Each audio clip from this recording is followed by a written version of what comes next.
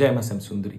আমার এখন আপনাদেরকে এই শ্যামসুন্দরী মন্দির সম্পর্কে কিছু বলবার অন্যতম এবং প্রধান কয়েকটি কারণ আছে। প্রধান কারণ যে কালকে অর্থাৎ গতকাল সন্ধ্যাবেলায় আমাকে কুণাল ঘোষ এবং আমাদের পৌরপিতা অয়ন চক্রবর্তীর পালা গুন্ডারা মারার হুমকি দিয়েছে। শুধু মারার হুমকি না, আমাকে মেরে ফেলার চেষ্টা হয়েছে। আমি রীতিমতো 3 তলার উপর থেকে 2 তলার ছাদের উপর থেকে ঝাঁপ মেরে আমাকে পালিয়ে আসতে হয়েছে। যে কি পরিস্থিতিতে ছিলাম তার কোনো সীমা নেই। আমি বহুবার 100 ডায়াল করেছি। আমাদের লোকাল থানার বেশিরভাগ পুলিশ সেখানে উপস্থিত ছিল, ওসি সহ, কিন্তু তবুও তারা কোনো রকম সাহায্য করতে পারেনি। এর প্রধান কারণ কুণাল ঘোষের প্রভাব। সে ওই গুন্ডাগুলোকে বলে দিয়েছে তোরা যা ইচ্ছা তাই কর, লাশ ফেলে দে, তোদের কেউ কিছু করতে পারবে না। আপনারা বুঝতেই পারছেন যে উনার নির্দেশ ছাড়া এরকম কখনোই হতে পারে না। তার কারণ প্রত্যেকবার থানা আমাদেরকে বাঁচিয়েছে। এখানে যে প্রথম কথাটা আসবে সেটা হলো মায়ের বিগ্রহ নিয়ে রাতারাতি পালিয়ে যাওয়ার কারণ। থানা আমাদেরকে সাহায্য করেছে। থানা আমাদেরকে বলেছে যদি মাকে বাঁচাতে চান তাহলে মাকে নিয়ে পালিয়ে যান। তাই মাকে ওইভাবে নিয়ে যেতে হয়েছে। আর আপনারা জানবেন, ওই যে বলছে যে মাকে একসঙ্গে আলাদা করার ব্যাপার, মায়ের যেহেতু শিলা বিগ্রহ, এটা সবসময় আলাদা থাকে। এটা আলাদা করেই নিয়ে যেতে হয়, না হলে বিগ্রহের ক্ষতি হতে পারে। আর এইভাবে ঢেকে নিয়ে যাওয়ার কারণ হলো যে মূর্তির ওরা ক্ষতি করতে পারে, বিগ্রহের ওরা ক্ষতি করতে পারে। আমাদের মায়ের শরীরের দিকে নোংরা কতগুলো হাত উঠতে যাচ্ছিল। আমরা কিছু মুহূর্তের মধ্যে মায়ের বিগ্রহ নিয়ে যে পালিয়ে যেতে বাধ্য হয়েছি এবং পুলিশ আমাদেরকে বিভিন্নভাবে সাহায্য করেছে। তাদের প্রতি আমাদের কৃতজ্ঞতা শেষ নাই। কিন্তু তারা কালকে হাত তুলে নিয়েছে, তাদের কিছু করার ছিল না। আমাকে কালকে খুন করতো আমি যদি পালিয়ে না যেতাম। ওরা জানে যে আমি আজও মন্দিরের মধ্যে আটকে আছি, কিন্তু সত্যি না, আমি পালিয়ে গেছি, তাই আপনাদের এতগুলো কথা বলতে পারছি। দ্বিতীয় কথা, আমাকে অনেকেই প্রশ্ন করেছে যে এটা কি তৃণমূলের সন্ত্রাস, বা কুণাল ঘোষ কি তার প্রভাব তৃণমূলের জন্য খাটাচ্ছে? আমি কোনো পার্টিকে দোষ দিতে চাই না। আমরা কোনো পার্টির পক্ষে বা বিপক্ষে নই। এই মানুষগুলো কি সত্যি কোনো পার্টি করে? সোভিয়েত ইউনিয়নের একজন নেতার মৃত্যুদণ্ডে দণ্ডাদেশ দিয়েছিলেন স্বয়ং স্ট্যালিন, কিন্তু সে মৃত্যুর আগের মুহূর্তেও বলে গেছেন লেনিন স্ট্যালিন জিন্দাবাদ। আর এই কুণাল ঘোষ যে এত খারাপ অবস্থায় কিছুই ছিল না, তবুও সে মমতা ব্যানার্জিকে নানা রকম ভাবে দুষেছে। এ কি সত্যিই তৃণমূল পার্টির লোক, না ইনার ব্যক্তিগত স্বার্থ?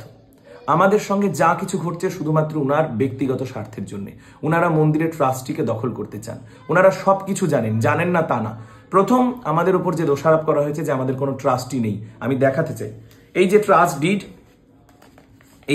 ডিড, আপনারা দেখবেন, এই যে trust did of religious trust, আমাদের রেজিস্টার করা ট্রাস্ট ডিড 15 জুলাই 2022 রেজিস্টার হয়েছে।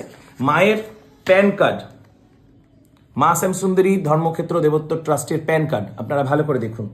এই যে রেজিস্টারের সিল সই, এই সব কিছু ওনারা জানেন। তাছাড়া আমরা প্রতি বছর ট্যাক্স রিটার্ন করি, সেই ট্যাক্স রিটার্নের এই যে কাগজ আপনারা দেখবেন, ট্যাক্স রিটার্নের কাগজ অডিট হয়েছে, ট্যাক্স রিটার্নের কাগজ আপনারা দেখবেন।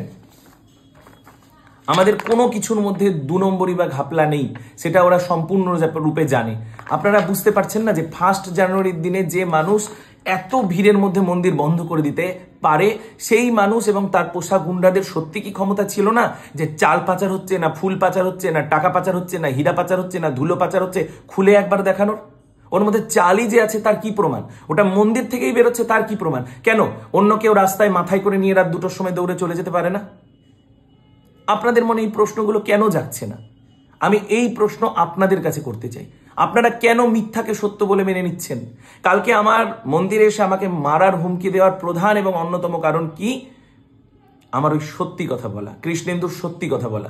আমাকে বারবার বলতে বাধ্য করা হয়েছে যে কৃষ্ণেন্দু সত্যি যেটা বলেছে সেগুলো সব মিথ্যা, যাতে ওরা কৃষ্ণেন্দুকে নানাভাবে ফাঁসিয়ে পুলিশ হেফাজতে নিয়ে যেয়ে ওকে মারতে পারে। এটাই ছিল ওদের চক্রান্ত। আমি বুঝতে পারি এবং আমি নিমুখারামি করতে পারি না, কারণ কৃষ্ণেন্দু মায়ের জন্য বলেছে, সত্যি কথা বলেছে। ও নিঃস্বার্থ হয়ে শুধু মাকে বাঁচানোর জন্য বলেছে। আপনারা বলছেন বাবার গলায় দড়ি পরানো হয়েছে, মাকে ঢেকে নিয়ে যাওয়া হয়েছে। যদি পদ্মাবতীর ছেলে থাকতো তাহলে কি আলাউদ্দিন খিলজির সামনে মাকে খোলা অবস্থায় দাঁড় করাতে পারতো? আমরা পারিনি, আমরা মায়ের ছেলে। ওদের কোনো জাত থাকে না, কোনো ধর্ম থাকে না। দেখেছেন তো কুণাল ঘোষকে বারবার বলতে যে আপনারা কালীঘাটে যান, আপনারা দক্ষিণেশ্বরে যান, আপনারা অন্যান্য জায়গায় যান, ঠনঠনিয়ায় যান। ওরাই মায়ে মায়ে বিভেদ করে। আমাদের মন্দিরে হিন্দু, মুসলমান, খ্রিস্টান প্রত্যেকে আসে, দেশি বিদেশি বহু মানুষ আসে। আমরা একটা জিনিস জানি এবং যারা আসে তারাও একটা জিনিস জানে যে মায়ের কোনো জাত হয় না। শ্যামসুন্দরী কালী না, সে আমাদের মা। মা জয় মা শ্যামসুন্দরী। এরপরে আরো কয়েকটা কথা আমার বলতে হচ্ছে কি, আপনাদের কাছে আমার প্রশ্ন, আপনাদের কাছে আমার অনুরোধ কি, যদি সত্যিকে জানতে চান তাহলে কুণাল ঘোষের চ্যানেল থেকে ছাড়া কুণাল ঘোষের নিজস্ব 3টে বক্তব্য আপনারা দেখুন। প্রথম বক্তব্যে উনি কি বলছেন, 1 জানুয়ারির দিন দুপুরবেলায় এই ঝামেলা সৃষ্টি করে এবং মন্দির বন্ধ করার পরে কি বলছেন, উনারই বলা বক্তব্য। আপনারা প্রত্যেকে মন দিয়ে উনার চ্যানেলে যে শুনবেন।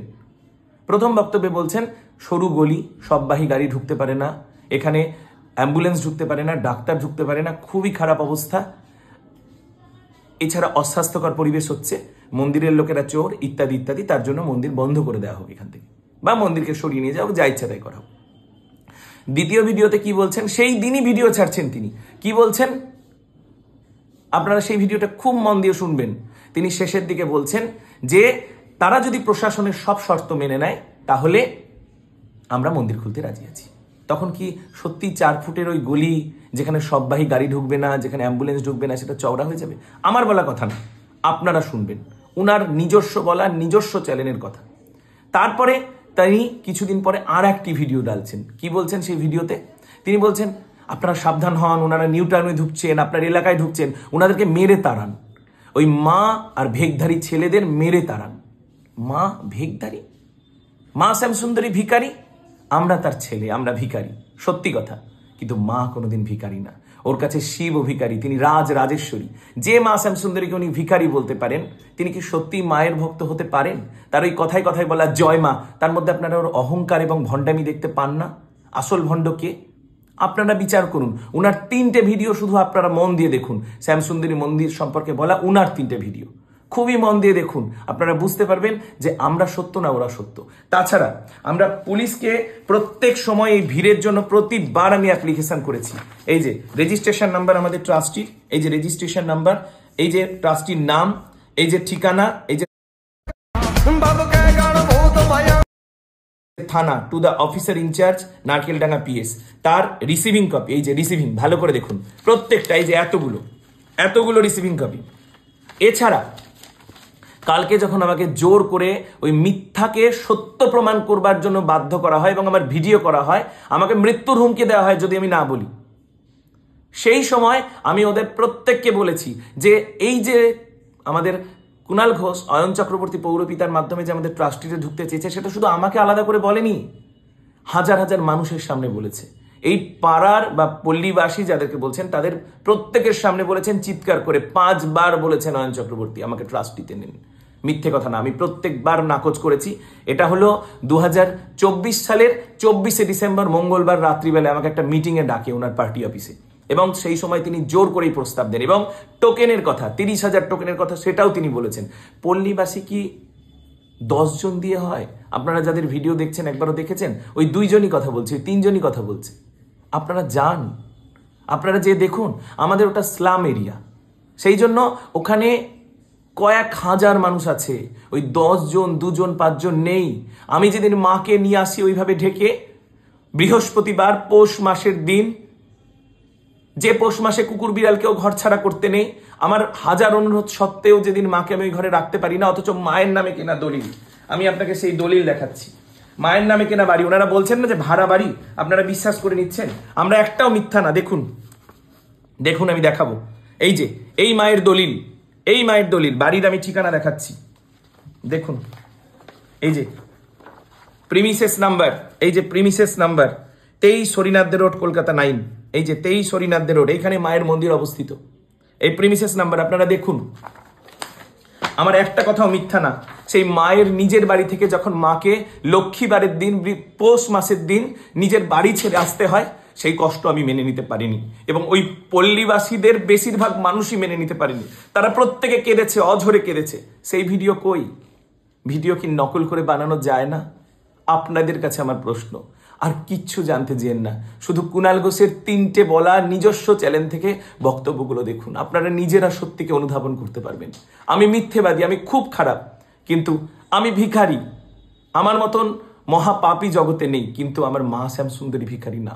আমরা ভেকধারী, আমার মা শ্যামসুন্দরী ভিখারি না। উনার যদি এই উদ্দেশ্যই থাকতো যে সরু গরি বলে মন্দির এখান থেকে উঠে যাক, তাহলে কি উনি বলতেন যে প্রশাসনের সব প্রস্তাব মেনে নিলে মন্দির খুলে যাবে? উনি কি বলতেন যে নিউ টাউনের এলাকায় গেছে ওদেরকে মেরে তাড়াও? তার মানে ওনাদের উদ্দেশ্য কি? ওনার উদ্দেশ্য কি?